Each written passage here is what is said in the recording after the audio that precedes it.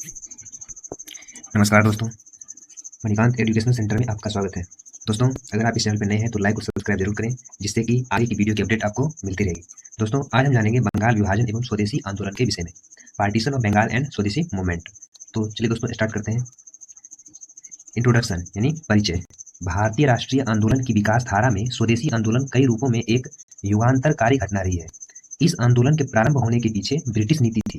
इस आंदोलन के प्रारंभ होने के पीछे किसकी नीति थी? ब्रिटिश नीति थी, जिसके तहत औपनिवेशिक शासन द्वारा औपनिवेशिक हितों की पूर्ति के लिए बंगाल का विभाजन किया गया और बंगाल विभाजन के प्रतिक्रिया स्वरूप राष्ट्रवादी तत्वों द्वारा स्वदेशी आंदोलन प्रारंभ किया गया था। आगे देखते हैं। विभाजन की प्रक्रिया के संदर्भ में बंगाल विभाजन के पूर्व भी कुछ भागों को अलग किया गया था। यानी विभाजन की प्रक्रिया के संदर्भ में बंगाल विभाजन के पूर्व भी कुछ भागों को अलग किया गया था। उदाहरण के लिए 1874 ईस्वी में असम को बंगाल से अलग कर दिया गया था। यानी 1874 ईस्वी में असम को कहां किससे अलग कर दिया गया था? बंगाल से। इसी तरह 1897 ईस्वी में दक्षिणी लुसाई घाटी क्षेत्र को बंगाल से अलग कर दिया गया था। यानी 1897 ईस्वी में दक्षिण लुसाई घाटी क्षेत्र को बंगाल से अलग कर दिया गया था। असम में मिलाया गया। इससे स्पष्ट है कि 1905 ईस्वी का बंगाल विभाजन कोई नई बात नहीं थी। यानी 1905 में जो बंगाल विभाजन हुआ था वो कोई नई बात नहीं थी, क्योंकि इससे पहले भी बहुत सारे विभाजन हो चुके थे।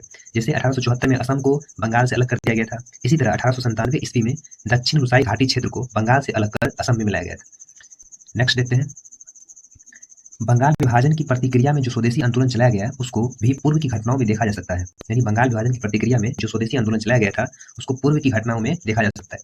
उदाहरण के लिए दयानंद सरस्वती ने स्वदेशी वस्तुओं को अपनाने की जोरदार वकालत की थी। यानी दयानंद सरस्वती ने स्वदेशी वस्तुओं को अपनाने की जोरदार वकालत की थी। स्वदेशी शासन को ही सर्वश्रेष्ठ एवं सर्वोत्तम बताया। यानी दयानंद सरस्वती ने स्वदेशी शासन को ही सर्वश्रेष्ठ एवं सर्वोत्तम बताया। इसी तरह कांग्रेस की स्थापना के पश्चात जो राष्ट्रवादी आंदोलन के विभिन्न स्वरूप विकसित हुए, चाहे वे नरमपंथी हो या गर्मपंथी या क्रांतिकारी, राष्ट्रवादी के रूप में सब में कहीं ना कहीं स्वदेशी की बात दिखाई पड़ती है। यानी इसी तरह कांग्रेस की स्थापना के पश्चात जो राष्ट्रवादी आंदोलन के विभिन्न स्वरूप विकसित हुए थे, चाहे वे नरमपंथी हो या गर्मपंथी हो या क्रांतिकारी, राष्ट्रवादी के रूप में सब में कहीं ना कहीं स्वदेशी की बात दिखाई पड़ती है। आगे देखते हैं। अतः इस पृष्ठभूमि में स्वदेशी आंदोलन का तत्व दिखाई पड़ता है। अतः उपरोक्त पृष्ठभूमि में बंगाल विभाजन एवं स्वदेशी आंदोलन की समीक्षा की जा सकती है। आगे देखते हैं। बंगाल विभाजन एवं विभाजन के कारण, यानी बंगाल का विभाजन और उसके कारण के बारे में जानेंगे। Partition of Bengal and causes of partition. 20 जुलाई 1905 को लॉर्ड कार्जन ने एक आदेश जारी करके बंगाल को दो भागों में बांट दिया। यानी 20 जुलाई 1905 को लॉर्ड कार्जन ने एक आदेश जारी किया और बंगाल को दो भागों में बांट दिया। उस समय बंगाल प्रांत में आधुनिक बांग्लादेश, पश्चिम बंगाल, बिहार और उड़ीसा सम्मिलित थे। यानी उस समय बंगाल प्रांत में कौन कौन शामिल था? तो आधुनिक बांग्लादेश, पश्चिम बंगाल, बिहार और उड़ीसा सम्मिलित थे। इसका क्षेत्रफल 1,89,000 वर्ग मील और जनसंख्या 8.5 करोड़ थी, जिसमें बिहार और उड़ीसा की जनसंख्या 2 करोड़ 10 लाख थी। यानी इसका क्षेत्रफल कितना था? 1,89,000 वर्ग मील और जनसंख्या 8.5 करोड़ थी, जिसमें बिहार और उड़ीसा की जनसंख्या 2 करोड़ 10 लाख थी। आगे देखते हैं दोस्त। बंटवारे के बाद पूर्वी बंगाल और असम का एक नया प्रांत बनाया गया। यानी बंटवारे के बाद पूर्वी बंगाल और असम का एक नया प्रांत बनाया गया, जिसमें राजशाही, चटगांव और ढाका के 3 डिवीजन सम्मिलित थे। इसका क्षेत्रफल 1,06,540 वर्ग मील और जनसंख्या 3 करोड़ 10 लाख थी, जिसमें से 1 करोड़ 80 लाख मुसलमान थे और 1 करोड़ 20 लाख हिंदू थे। इस प्रांत का मुख्य कार्यालय ढाका में था और यह एक लेफ्टिनेंट गवर्नर के अधीन था। यानी इस प्रांत का मुख्यालय कहाँ था? ढाका था और यहाँ एक लेफ्टिनेंट गवर्नर के अधीन थे। यह जो है एक लेफ्टिनेंट गवर्नर के अधीन था। आगे देखते हैं। दूसरी ओर पश्चिम बंगाल, बिहार और उड़ीसा थे, जिनका क्षेत्रफल 1,41,580 वर्ग मील था और जिनकी जनसंख्या 5 करोड़ 40 लाख थी, जिसमें 4 करोड़ 20 लाख हिंदू और केवल 90 लाख मुसलमान थे। इसमें बंगाली अल्पसंख्यक थे। बंगाल विभाजन के पीछे स्थित कारणों को लेकर व्यापक विवाद रहा। इतिहासकारों ने इसके अलग अलग कारण बताए। चलिए अब हम प्रशासनिक सुविधा के दृष्टिकोण से देखते हैं।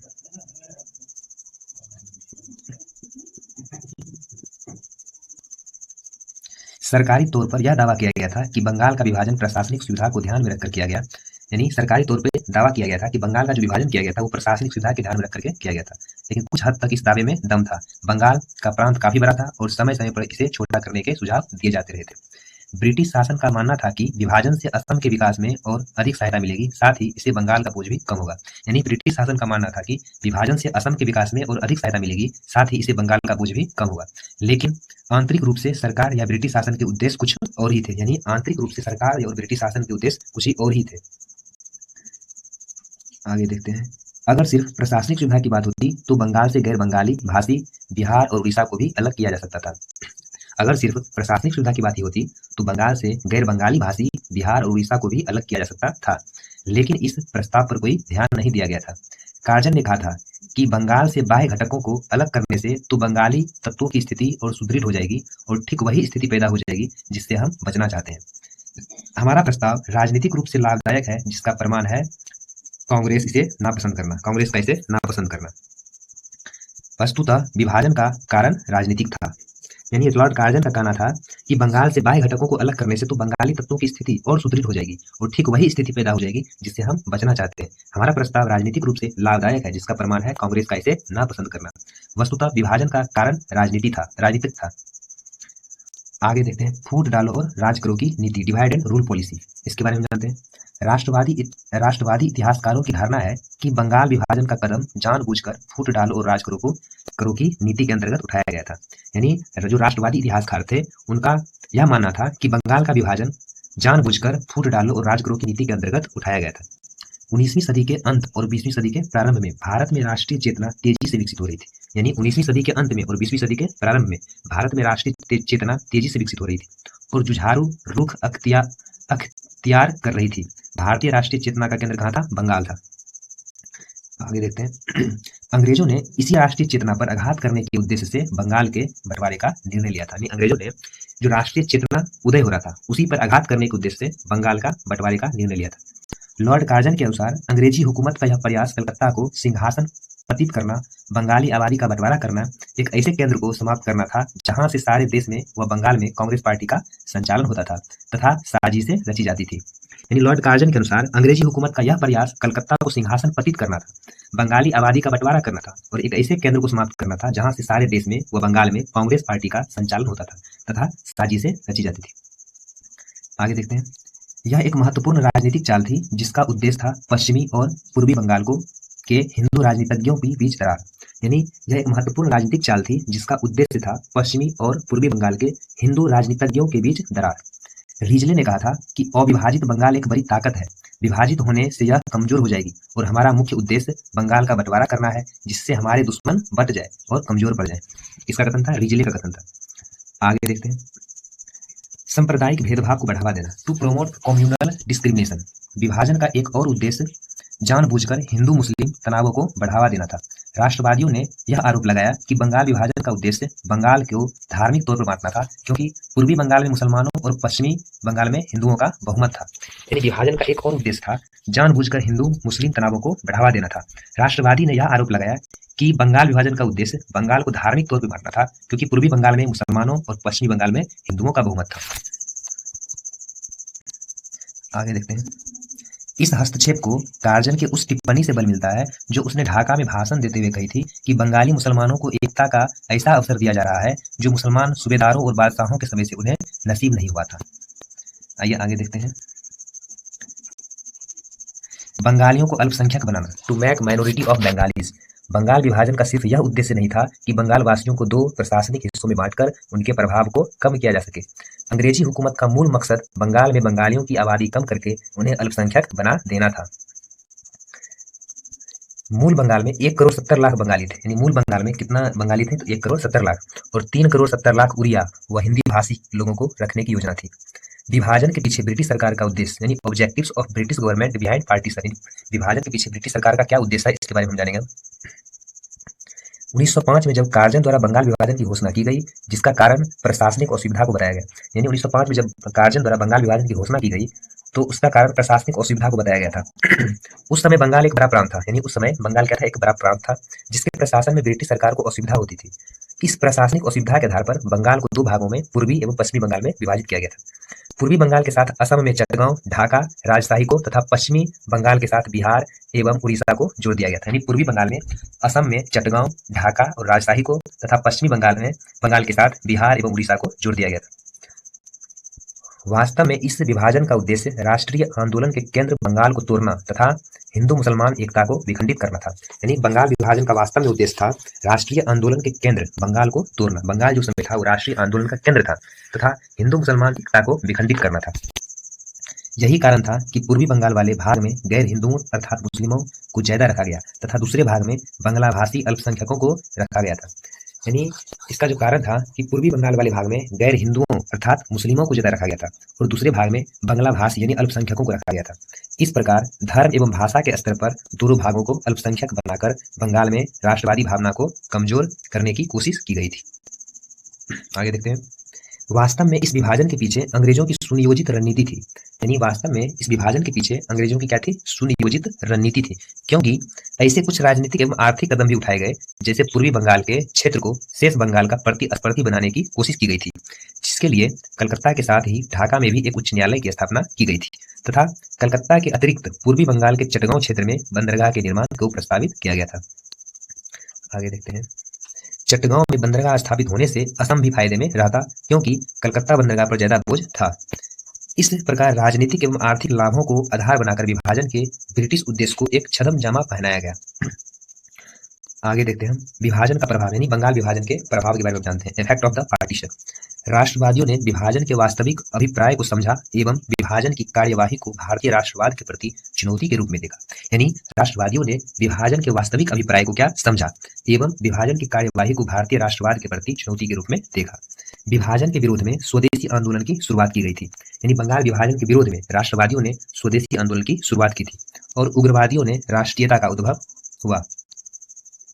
आगे देखते हैं स्वदेशी आंदोलन। अब हम जानेंगे स्वदेशी आंदोलन के बारे में। स्वदेशी मूवमेंट। स्वदेशी आंदोलन का प्रारंभ कैसे हुआ इसके बारे में जानते हैं। 20 जुलाई 1905 को कार्जन द्वारा बंगाल विभाजन के निर्णय की घोषणा की गई। इसके परिणाम स्वरूप 7 अगस्त 1905 को कलकत्ता के टाउन हॉल में एक बैठक कर स्वदेशी आंदोलन की घोषणा की गई थी। यानी जब 20 जुलाई 1905 को कार्जन ने बंगाल विभाजन की घोषणा की तो इसके परिणाम स्वरूप 7 अगस्त 1905 को कलकत्ता के टाउन हॉल में एक बैठक करके स्वदेशी आंदोलन की घोषणा की गई थी। इस बैठक में ऐतिहासिक बहिष्कार प्रस्ताव पारित हुआ। यानी जो कलकत्ता के टाउन हॉल में स्वदेशी आंदोलन की घोषणा के लिए एक बैठक हुई थी, इस बैठक में ऐतिहासिक बहिष्कार प्रस्ताव पारित किया गया था। इसमें सुरेंद्रनाथ बनर्जी, कृष्ण कुमार मित्र आदि इसके प्रारंभिक नेताओं में से थे। नेक्स्ट देखते हैं। जिस दिन 16 अक्टूबर 1905 को बंगाल विभाजन लागू किया गया, उस दिन शोक दिवस यानी राखी दिवस आदि के रूप में मनाने की घोषणा की गई। यानी जिस दिन 16 अक्टूबर 1905 को बंगाल विभाजन को लागू किया गया था, उस दिन शोक दिवस के रूप में यानी या राखी दिवस के रूप में मनाने की घोषणा की गई थी। इसे सुरेंद्रनाथ बनर्जी ने कहा, यह हमारे ऊपर एक वज्र की तरह गिरा है। अमार सुनार बंगला, वंदे मातरम आदि गीत गाकर लोगों को विभाजन का विरोध करने के लिए प्रेरित किया गया। यानी सुरेंद्रनाथ बनर्जी ने कहा था कि यह हमारे ऊपर एक वज्र की तरह गिरा है और अमार सुनार बंगला, वंदे मातरम आदि गीत गाकर लोगों को विभाजन का विरोध करने के लिए प्रेरित किया गया था। धीरे धीरे यह आंदोलन विस्तारित होकर पूरे भारत में फैल गया। आगे देखते हैं। विस्तार की इस प्रक्रिया को हम 2 चरणों में देख सकते हैं। प्रथम चरण में नरमपंथी तरीके से ही आंदोलन चलाया गया, यहाँ तक कि 1905 के कांग्रेस अधिवेशन में आंदोलन का तो समर्थन किया गया, पर बहिष्कार के प्रस्ताव का नरमपंथियों द्वारा स्पष्ट समर्थन नहीं किया गया। पर आगे चलकर जब नरमपंथी तरीके कमजोर पड़ने लगे, तब गर्मपंथियों का आंदोलन पर प्रभाव बढ़ता गया। इन लोगों ने स्वराज, स्वदेशी, राष्ट्रीय शिक्षा एवं बहिष्कार को प्रमुखता से स्थापित किया था। यानी विस्तार की स्वदेशी आंदोलन के विस्तार की प्रक्रिया को हम 2 चरणों में देख सकते हैं। प्रथम चरण में नरमपंथी तरीके से ही आंदोलन चलाया गया था, यहाँ तक कि 1905 के कांग्रेस अधिवेशन में आंदोलन का समर्थन किया गया, पर बहिष्कार के प्रस्ताव का नरमपंथियों द्वारा स्पष्ट समर्थन नहीं किया गया था। पर आगे चलकर जब नरमपंथी तरीके कमजोर पड़ने लगे, तब गर्मपंथियों का आंदोलन पर प्रभाव बढ़ता गया। इन लोगों ने स्वराज, स्वदेशी, राष्ट्रीय शिक्षा एवं बहिष्कार को प्रमुखता से स्थापित किया था। आगे देखते हैं। तिलक ने बॉम्बे व पुणे में, अजीत सिंह व लाला लाजपत राय ने पंजाब एवं उत्तर प्रदेश में, सैयद हैदर राजा ने दिल्ली में तथा चिदम्बरम पिल्ले ने मद्रास में इस आंदोलन का प्रचार किया। यानी तिलक ने मुंबई और पुणे में, अजीत सिंह व लाला लाजपत राय ने पंजाब में एवं उत्तर प्रदेश में, सैयद हैदर राजा ने दिल्ली में तथा चिदम्बरम पिल्ले ने मद्रास में इस आंदोलन का प्रचार किया। आंदोलन का मूल उद्देश्य तो बंगाल विभाजन का विरोध था, पर इस विरोध को व्यक्त करने के लिए आत्मनिर्भरता को प्रमुख आधार बनाया गया और इसी परिप्रेक्ष्य में स्वदेशी वस्तुओं को अपनाने का प्रचार प्रसार, स्वदेशी वस्त्रों को प्रोत्साहन, राष्ट्रीय शिक्षा का प्रचार प्रसार आदि को उद्देश्य के अनुरूप निर्धारित किया गया। यानी आंदोलन का जो मूल उद्देश्य था बंगाल का विभाजन का विरोध था, पर इस विरोध को व्यक्त करने के लिए आत्मनिर्भरता को प्रमुख आधार बनाया गया और इसी परिप्रेक्ष्य में स्वदेशी वस्तुओं को अपनाने का प्रचार प्रसार, स्वदेशी वस्त्रों को प्रोत्साहन, राष्ट्रीय शिक्षा का प्रचार प्रसार आदि को उद्देश्य के अनुरूप में निर्धारित किया गया था। बहिष्कार के अंतर्गत विदेशी वस्तुओं का बहिष्कार कर स्वदेशी वस्तुओं को अपनाने तथा विदेशी वस्त्रों को जलाने का को कहा गया था। यानी जब बहिष्कार के अंतर्गत विदेशी वस्तुओं का बहिष्कार कर और स्वदेशी वस्तुओं को अपनाने के लिए कहा गया था तथा विदेशी वस्त्रों को जलाने के लिए कहा गया था। भारतीय जनता को सरकार के अवैतनिक पदों तथा काउंसिल की सदस्यता आदि से त्याग पत्र देने को प्रेरित किया गया था।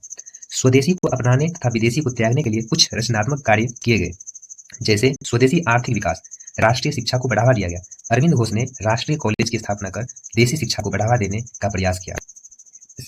इसी समय राष्ट्रीय शिक्षा परिषद की भी स्थापना की गई थी। अब हम स्वदेशी आंदोलन का अंत कैसे हुआ इसके बारे में जानेंगे। द एंड ऑफ स्वदेशी मूवमेंट 1905 से प्रारंभ हुआ स्वदेशी आंदोलन 1908 तक आते आते कई चरणों में कमजोर पड़ता गया, जिसके प्रमुख कारण थे। यानी स्वदेशी आंदोलन 1905 में प्रारंभ हुआ था और 1908 तक आते आते कई कारणों से यह कमजोर पड़ता गया, जिसके प्रमुख कारण थे। उस कारण के बारे में हम भी जानेंगे। पहला कारण है औपनिवेशिक सरकार द्वारा दमन को तीव्र करना। यानी जो औपनिवेशिक सरकार थी उसके द्वारा इस आंदोलन को दमन किया गया तीव्र गति से। 1907 में कांग्रेस के सूरत अधिवेशन में कांग्रेस में फूट पड़ गया। सांप्रदायिकता संबंधित विभिन्न घटनाओं आदि के कारण स्वदेशी आंदोलन का धीरे धीरे कमजोर होते जाना। यानी 1907 में कांग्रेस के सूरत अधिवेशन में कांग्रेस में क्या पड़ गया, फूट पड़ गया और गर्म दल और नरम दल क्या हुए, अलग हो गए। सांप्रदायिकता संबंधित विभिन्न घटनाओं आदि के कारण स्वदेशी आंदोलन का धीरे धीरे कमजोर होते जाना, ये एक कारण है स्वदेशी आंदोलन के कमजोर होने का। अगला बिंदु है 1911 के दिल्ली अधिवेशन में इस विभाजन को रद्द कर दिया गया, क्योंकि अब बंगाल में उस तरह की राष्ट्रवादी तीव्रता नहीं रही थी।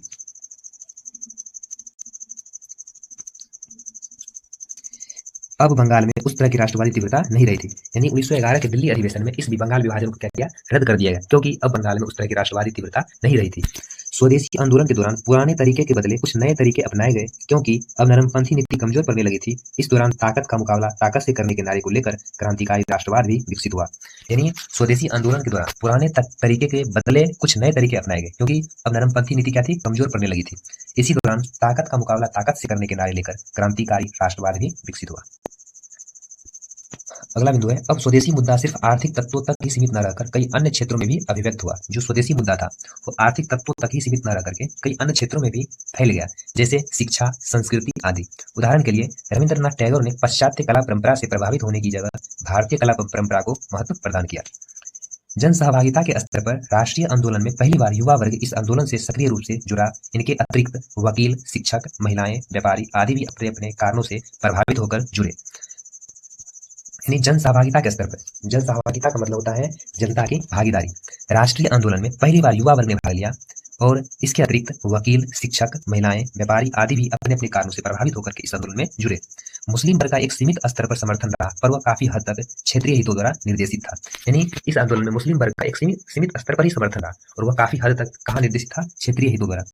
स्वदेशी आंदोलन को पूर्ण व लंबे समय तक न चला पाने के पीछे कुछ कारण थे, जैसे इस आंदोलन के दौरान नीतियों के स्तर पर स्वदेशी स्वराज, बहिष्कार, राष्ट्रीय शिक्षा आदि विरोधाभास के कारण 1907 में कांग्रेस के सूरत अधिवेशन में कांग्रेस के दो विचारधाराओं में फूट पड़ गई, जिसके कारण नरमपंथी एवं गर्मपंथी अलग हो गए। यानी स्वदेशी आंदोलन को पूर्ण एवं लंबे समय तक न चल पाने के पीछे कुछ कारण थे, जैसे कि इस आंदोलन के दौरान नीतियों के स्तर पर स्वदेशी, स्वराज, बहिष्कार, राष्ट्रीय शिक्षा आदि विरोधाभास के कारण 1907 में कांग्रेस के सूरत अधिवेशन में कांग्रेस दो विचारधाराओं में फूट पड़ गई, जिसके कारण नरमपंथी एवं गर्मपंथी अलग हो गए। जिससे आंदोलन के दौरान गर्मपंथी राजनीति में एक और जहां हिंदूवादी गुट दिखा, वहीं अंग्रेजों की फूट डालो राजकरो की नीति के तहत 1906 में मुस्लिम लीग की स्थापना हुई एवं 1909 ईस्वी में सांप्रदायिक निर्वाचन आधारित अधिनियम को बढ़ावा दिया गया। इन दोनों घटनाओं ने आगे चलकर सांप्रदायिकता के विकास में निर्णायक भूमिका निभाई। अब हम मूल्यांकन करते हैं, इवेल्युएशन के बारे में जानते हैं। यानी इस आंदोलन का इवेल्युएशन करते हैं, मूल्यांकन। आंदोलन के विकास की धारा में 1857 की क्रांति के बाद स्वदेशी आंदोलन को 20वीं सदी का पहला सशक्त राष्ट्रीय आंदोलन माना जा सकता है। यानी आंदोलन की विकास धारा में 1857 की क्रांति के बाद स्वदेशी आंदोलन को 20वीं सदी का पहला सशक्त राष्ट्रीय आंदोलन माना जा सकता है। इस आंदोलन के कई क्षेत्रीय नेतृत्व एक सीमा तक राष्ट्रीय मुद्दों के साथ एकीकृत हुए। यानी इस आंदोलन के कई क्षेत्रीय नेतृत्व एक सीमा तक राष्ट्रीय मुद्दों के साथ एकीकृत हुए, जिससे उनमें आपस में एकता प्रदर्शित हुई, जिससे मिलकर आंदोलन को गतिशीलता प्रदान करने में मदद मिली। इस आंदोलन की सफलता यह रही कि तकनीकी रूप से 1911 में बंगाल विभाजन को दिल्ली दरबार में रद्द कर दिया गया। यानी इस आंदोलन की सफलता यह रही थी कि तकनीकी रूप से 1911 में बंगाल विभाजन को दिल्ली दरबार में क्या किया गया, रद्द कर दिया गया था। आगे देखते हैं प्रकृति के स्तर पर इस आंदोलन से राष्ट्रीय आंदोलन का नवीन स्वरूप निर्धारित हुआ, क्योंकि राजनीतिक स्तर पर उदारवाद आधारित सीमित राष्ट्रवाद अब राजनीतिक उग्रवाद पर आधारित व्यापक राष्ट्रवाद में परिणत हुआ।